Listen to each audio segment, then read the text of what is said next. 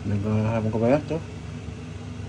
Nagawa tayo ng pickles po. Tingnan nyo, kaibigan. Cucumber, celery, beans, saka carrots po. Pinagalo ko saka onions. Yan.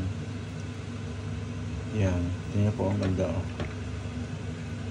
Mamaya po, pag sinaling ko sa garapon,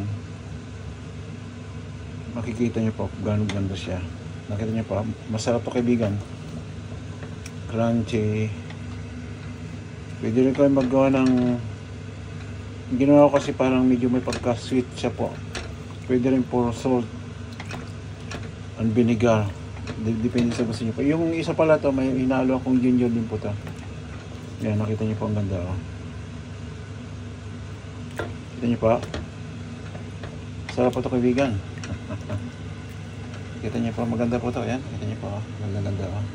Diba kaibigan? Gabis to. Gabis pickles. Pickled sandwich. Ayan, tawag na.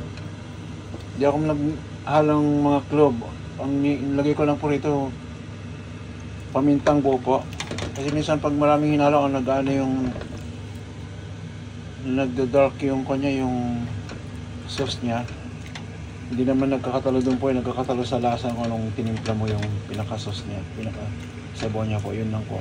May konting salt, vinegar, saka water, yun lang naman ang amin niya po eh. Sarap tayo lang po. Oh, gusto ah.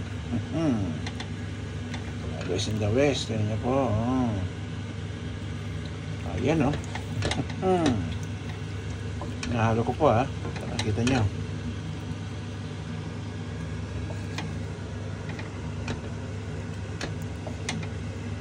Ayan po. Ito natin ang todo. Ayan. Ayan.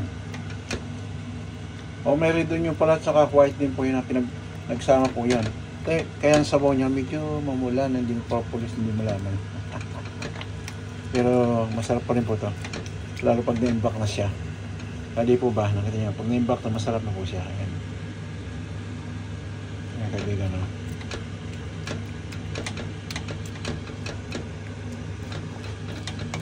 Ayan o kaibigan. Paano kaibigan? Agree ba kayo na masarap to? Panghimagas to. Partner nyo sa mga prito-prito. Pwede to. Pwede rin gawin yung snacks to. Kung ano kayo. Ayun yung mga tinatinapa ito. Okay to. Di po ba? Ganda niya, oh. Ayan, oh. So, kaibigan, paano?